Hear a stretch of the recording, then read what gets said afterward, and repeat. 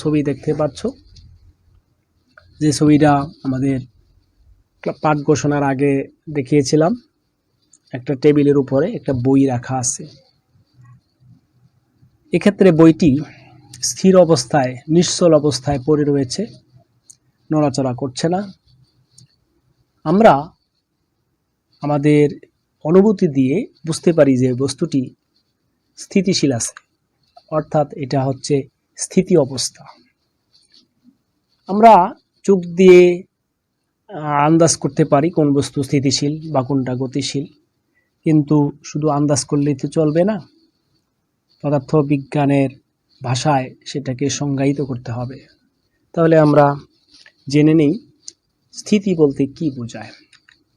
স্থিতি হচ্ছে সময়ের সাথে কোনো কিছুর অবস্থানের যদি পরিবর্তন না হয় তাহলে সেটি স্থির, এবং একেই স্থিতি বলা হয়।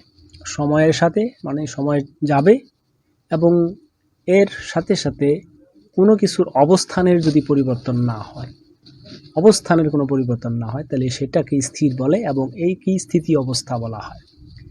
এই ক্ষেত্রে একটা জিনিস তোমাদের ভালো মতো বুঝে রাখা দরকার, জেনে নেওয়া দরকার, যে এখানে অবস্থানের একটা বিশেষ গুরুত্ব রয়েছে এবং অবস্থানটা একটু ব্যাখ্যা করা দরকার। আমরা যদি অবস্থানকে ব্যাখ্যা করতে চাই তাহলে দুটো বিষয় আসবে, একটা হচ্ছে দূরত্ব এবং একটা হবে দিক। কারণ এই দূরত্ব এবং দিক নিয়েই অবস্থান প্রকাশ করে। ধরে নেওয়া যাক যে তোমার স্কুলটা তোমার বাসা থেকে 1 কিলোমিটার দূরে। এই যে অবস্থানটার কথা বললাম এটা কিন্তু ক্লিয়ার হলো না, কারণ তোমার বাসা থেকে 1 কিলোমিটার কোন দিকে সেটা কিন্তু জানা গেল না।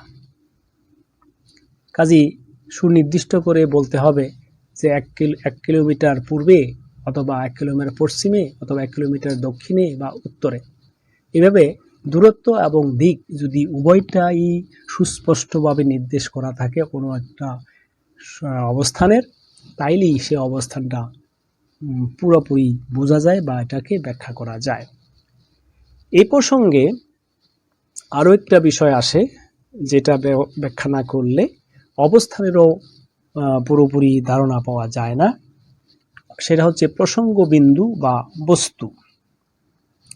অর্থাৎ সেই দূরত্ব এবং দিকটি নির্দেশ করতে হয় একটা নির্দিষ্ট বিন্দু বা প্রসঙ্গ বিন্দুর অবস্থান থেকে। যেমন তোমার স্কুলের কথা বলা হলো যে তোমার বাসা থেকে স্কুল 1 কিলোমিটার পূর্ব দিকে। এক্ষেত্রে তোমার বাসাটা হচ্ছে প্রসঙ্গ বস্তু, এর সাপেক্ষেই তোমার স্কুলের অবস্থানটা নির্ণয় করা যায়। এরকমভাবে কোনো একটা বিন্দু বা কোনো একটা বস্তু বা অবস্থানকে যদি আমরা নির্দিষ্ট ধরে নিয়ে তার সাপেক্ষে অন্যান্য বস্তুর অবস্থান নির্ণয় করি, তাহলে সেই নির্দিষ্ট বিন্দুটাই হচ্ছে প্রসঙ্গ বিন্দু বা প্রসঙ্গ বস্তু। এই প্রসঙ্গ বস্তু আমরা সুবিধা অনুযায়ী যে কোনো স্থানে যে কোনো বিন্দুকে মূল বিন্দু হিসাবে ধরে কাজ করতে পারি। এই ক্ষেত্রে আমরা একটা বিষয়ের অবতারণা করতে পারি, সেটা হচ্ছে পরম স্থিতি। স্থিতি তো আমরা বুঝেই গেলাম, পরম স্থিতি বলতে কি বোঝায়। হ্যাঁ, যদি একেবারেই কার্যকর অর্থে কোনো একটা বস্তু সম্পূর্ণ স্থিতি অবস্থায় থাকে, তাহলে সেই বস্তুটার স্থিতি অবস্থাকে পরম স্থিতি বলা যেতে পারে। কার্যত কোনো বস্তুই পরম স্থিতি অবস্থায় নাই। তার কারণ হচ্ছে আমরা কোন একটা প্রসঙ্গ বস্তুকে স্থির ধরে নিয়ে যখন কাজ করি, তো সেটা অবশ্যই সেক্ষেত্রে আমরা ধরতে পারি যেমন দুজন ব্যক্তি বসে আছে, তো এর সাপেক্ষে যদি অন্য একজন লোক তার পাশ দিয়ে হেঁটে যায়, তাহলে সে বসে আছে বস্তুটা হলো প্রসঙ্গ বিন্দু বা বস্তু, এবং এই প্রসঙ্গ বা বিন্দু বস্তুটাকে আমরা পরম স্থিতি হিসাবে ধরে নিই। কিন্তু আসলে পরম স্থিতি বলে কোনো বস্তু নেই, কারণ মহাবিশ্বে সব কিছুই গতিশীল। এই জন্যে সেই বিষয়টা আমরা পরবর্তী অংশে আলোচনা করব। আপাতত পরম স্থিতি কোনো প্রসঙ্গ বস্তুকে আমরা বলতে পারি যদিও, কিন্তু আসলে সেটাও পরম স্থিতি নয়। হ্যাঁ, তবে কি সকল স্থিতি হচ্ছে আপেক্ষিক স্থিতি। এই আপেক্ষিক স্থিতিটা বোঝার জন্য আমাদেরকে একটু ব্যাখ্যা করতে হচ্ছে এরকমভাবে যে আমি যখন কোনো এক জায়গায় স্থিতিশীল অবস্থায় দাঁড়িয়ে আছি, তো বলতে পারি আমি যে স্থিতি, কিন্তু আসলে কি আমি স্থিতি? নো, আমি আসলে স্থিতি অবস্থায় পুরোপুরি নাই। কারণ হচ্ছে আমি স্থিতি অবস্থায় আছি অন্য একটা বস্তুর সাপেক্ষে। যেমন পৃথিবীতে যখন আমরা অবস্থান করছি সকলেই, তখন পৃথিবী কিন্তু সূর্যের চারদিকে আবর্তন করতেছে। কাজেই যদিও আপাত দৃষ্টিতে মনে হয় আমি পৃথিবীর পৃষ্ঠে কোনো একটা নির্দিষ্ট জায়গায় দাঁড়িয়ে আছি, কিন্তু আসলে পৃথিবী সহ আমি কিন্তু গতিশীল অবস্থায় আছি। কাজেই আমার স্থিতিটা সেটা পরম স্থিতি নয়, সেটা হচ্ছে এক ধরনের আপেক্ষিক স্থিতি। এভাবে বলা যায় মহাবিশ্বের সকল স্থিতি হচ্ছে আপেক্ষিক স্থিতি, পরম স্থিতি বলতে কিছুই নাই। প্রিয় শিক্ষার্থীবৃন্দ, আমরা আরও একটা ছবি দেখতে পাচ্ছি, যে ক্ষেত্রে একজন ব্যক্তি একটা মোটরসাইকেল চালিয়ে যাচ্ছে। এই ক্ষেত্রে ব্যক্তি বা মোটরসাইকেলটির যে অবস্থা সেটা হচ্ছে গতি। অর্থাৎ গতি হচ্ছে সময়ের সাথে কোনো কিছুর অবস্থানের যদি পরিবর্তন হয় তাহলে সেটি হচ্ছে গতি, এবং একেই গতিশীল বলা হয়। সময়ের সাথে কোনো কিছুর অবস্থানের যদি পরিবর্তন হয়, অবস্থান সময় যাবে এবং তার অবস্থানও পরিবর্তন হবে, এক জায়গা থেকে আরেক জায়গায় পাস করবে, একই জায়গায় স্থির থাকবে না। যদি এরকম একটা অবস্থা দাঁড়ায় তাহলে সেটাকেই হচ্ছে বলা হয় গতিশীল অবস্থা। আবার বলা যায় কোনো একটি মূল বিন্দুর সাপেক্ষে কোনো বস্তুর অবস্থানের যদি পরিবর্তন হয় তাহলে সেই বস্তুটি ওই বিন্দুর সাপেক্ষে গতিশীল। কোনো একটি মূল বিন্দুর সাপেক্ষে কোনো বস্তুর অবস্থানের যদি পরিবর্তন হয় তাহলে সেই বস্তুটি ওই বিন্দুর সাপেক্ষে গতিশীল। যেমন ধরে নেওয়া যাক স্টেশনে একজন ব্যক্তি বসে আছে এবং স্টেশনের সামনে দিয়ে একটা গাড়ি চলে যাচ্ছে দ্রুত বেগে। এই ক্ষেত্রে স্টেশনে বসে থাকা ব্যক্তিটি হচ্ছে স্থির এবং তার সাপেক্ষে গাড়িটি হচ্ছে চলমান। এই প্রেক্ষিতে বা এই ক্ষেত্রে বলা যায় যে স্টেশনে অবস্থান করা ব্যক্তিটির সাপেক্ষে সে হলো গতিশীল। অর্থাৎ এক্ষেত্রে আমরা পরম গতি বলে আরেকটা জিনিস পেতে পারি। অর্থাৎ যদি কোনো একটা বস্তু বাস্তবিক অর্থেই পরম গতিতে থাকে বা সম্পূর্ণ গতিতে থাকে তাহলে সেটাকে বলা যেতে পারে পরম গতি। আর আপেক্ষিক গতি অর্থাৎ একটা বস্তু শুধু যে পরম গতিতে থাকতে পারবে এরকম অবস্থা খুবই কম দেখা যেতে পারে, কারণ সকল গতি হচ্ছে আপেক্ষিক গতি। ধরে নেওয়া যাক আমি যখন একটা স্টেশনে বসে আছি আর আরেকজন ব্যক্তি যখন স্টেশনের সামনে দিয়ে রেলগাড়িতে বসে থাকা একজন ব্যক্তি যাচ্ছে, তো এক্ষেত্রে ওই গাড়িতে বসে থাকা ব্যক্তিটি আমার সাপেক্ষে গতিশীল, কাজেই তার গতি হচ্ছে আপেক্ষিক গতি। এক্ষেত্রে আমি স্থিতিশীল অবস্থায় রয়েছি সেটাও বলা যায় না, কারণ আমিও কিন্তু আপেক্ষিকভাবে গতিশীল অবস্থায় আছি। কারণ আমি যখন স্টেশনে বসে আছি, স্টেশনটা হচ্ছে পৃথিবীর পৃষ্ঠের একটা জায়গা। পৃথিবী যেহেতু প্রতি 24 ঘন্টায় একবার নিজের অক্ষের উপরে আবর্তন করে, আবার 365 দিনে সূর্যের চারদিকে আবর্তন করে, কাজে প্রচণ্ড বেগে কিন্তু পৃথিবী গতিশীল এবং সেই পৃথিবীটা আমাদেরকে নিয়েই কিন্তু গতিশীল। অতএব পৃথিবী গতিশীল, তার মধ্যে থাকা সকল বস্তুই গতিশীল। এভাবে বলা যায় মহাবিশ্বের যত গতি রয়েছে সব গতি হচ্ছে আপেক্ষিক গতি, কোনো গতি পরম গতি নয়। অথবা এরকমভাবেও বলা যায় মহাবিশ্বের যত স্থিতি এবং গতি রয়েছে সব স্থিতি এবং গতি হলো আপেক্ষিক স্থিতি বা গতি, কোনো গতি পরম গতি নয়, কোনো স্থিতি পরম স্থিতি নয়।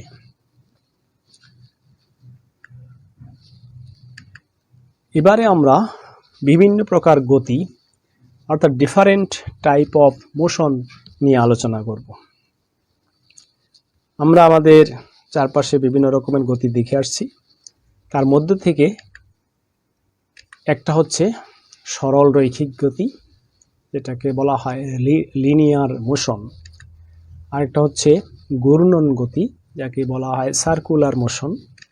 আরেকটা হচ্ছে চলন গতি, যেটাকে বলা হয় ট্রান্সলেশনাল মোশন। আরেকটাকে হচ্ছে পর্যাবৃত্ত গতি, যেটাকে বলা হয় পিরিয়ডিক মোশন। এবং আরেকটা হচ্ছে সরল স্পন্দন গতি বা সিম্পল হারমোনিক মোশন। এই 5 প্রকারের বিভিন্ন গতি আমাদের চারপাশে আমরা দেখতে পাই।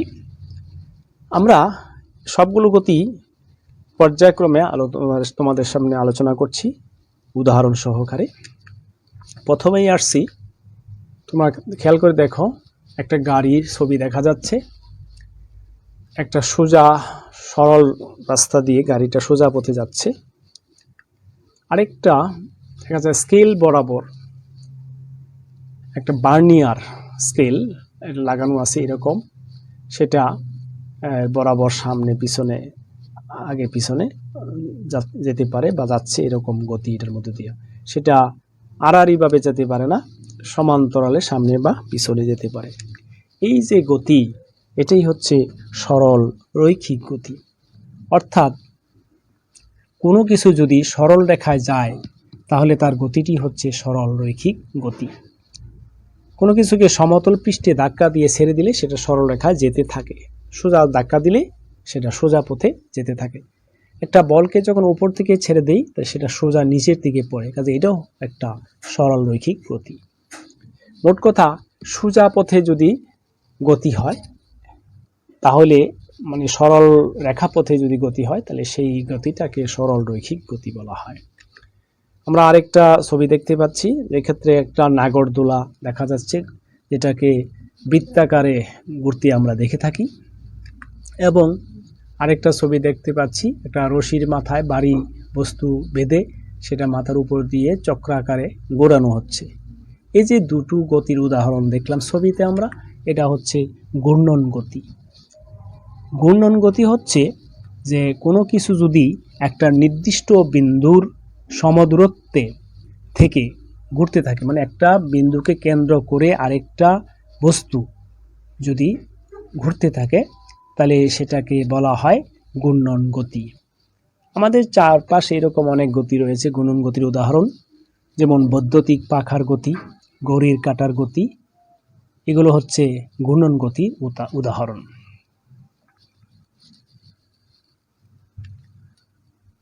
এবারে আমরা আরেকটা ছবি দেখতে পাচ্ছি, যেক্ষেত্রে একটা রেল লাইনের উপর দিয়ে একটা রেলগাড়ি যাচ্ছে এবং একটা রাস্তার মধ্য দিয়ে আড়াআড়িভাবে একটা গাড়ি অতিক্রম করছে। এবং দেখতে পাচ্ছি আরেকটা ছবিতে এই কতগুলো বিমান তারা বিভিন্ন অবস্থানে থেকে একই দিকে সরে যাচ্ছে। তাইলে এই যে দুটো ছবি দেখলাম, এদের গতি হচ্ছে চলন গতি। দেখি আমরা চলন গতি কাকে বলে।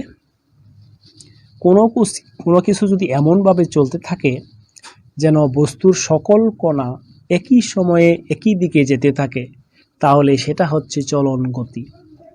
অর্থাৎ এমনভাবে চলবে একটা বস্তু যাতে তার প্রত্যেকটা বস্তু কণা একই সময়ে একই দিকে যেতে পারে, সমান দূরত্ব অতিক্রম করে, তাইলে সেটাই হচ্ছে চলন গতি। আমাদের চারপাশে এরকম চলন গতি অনেক রয়েছে। গাড়ি যখন চলে, গাড়ির প্রত্যেকটা বিন্দু একই সময়ে সমান দূরত্ব অতিক্রম করে। ট্রেন যখন চলে, তার ট্রেনের মধ্যে থাকা প্রত্যেকটা বিন্দুই প্রতি একটা নির্দিষ্ট সময়ে একটা নির্দিষ্ট দূরত্ব অতিক্রম করে। কাজেই এটা হচ্ছে চলন গতির একটা উৎকৃষ্ট উদাহরণ। এবারে একটা ছবি দেখতে পাচ্ছি, যে ক্ষেত্রে একটা ঘড়ি, এই ঘড়িতে মিনিটের কাঁটা, ঘন্টার কাঁটা, সেকেন্ডের কাঁটা আছে, যেগুলো ডান থেকে বামের দিকে পর্যায়ক্রমে ঘুরতে থাকে।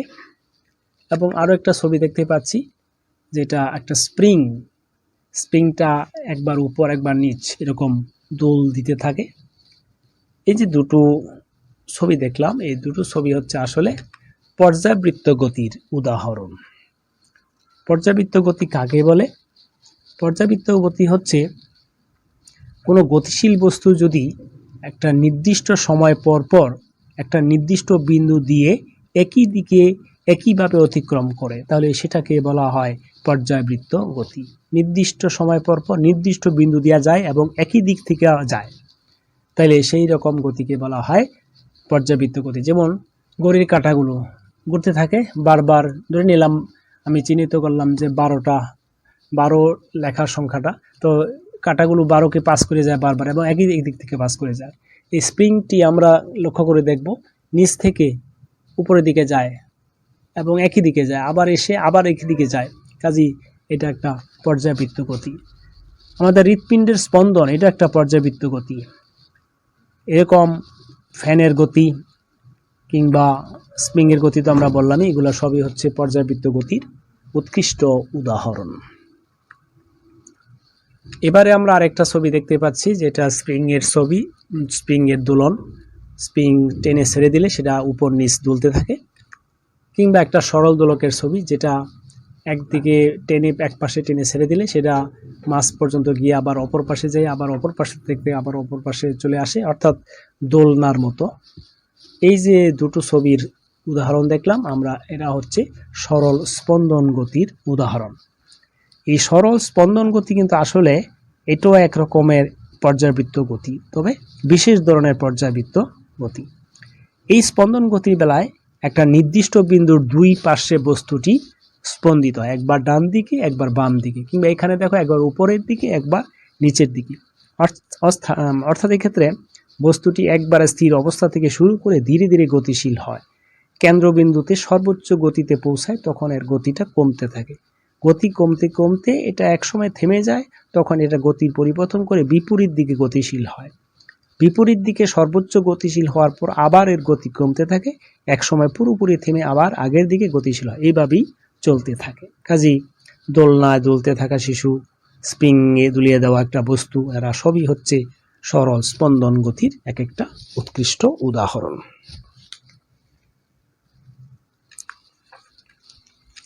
এবারে আমরা কয়েকটি তথ্য দেখব। দূরত্ব 10 মিটার, তাপমাত্রা 97 ডিগ্রি সেলসিয়াস, ভর 5 কেজি, বেগ 15 মিটার পার সেকেন্ড পূর্ব দিকে, সরণ 25 মিটার উত্তর দিকে। এই যে কয়েকটা তথ্য দেখলাম, সাংখ্যিক তথ্য, এরা কি? এরা হচ্ছে স্কেলার রাশি এবং ভেক্টর রাশি। প্রথমে আমরা স্কেলার রাশি নিয়ে একটু আলোচনা করি। যে রাশি শুধু একটি সংখ্যা দ্বারা প্রকাশ করা যায়, কোনো দিক নির্দেশের প্রয়োজন হয় না, তাকে স্কেলার রাশি বলা হয়।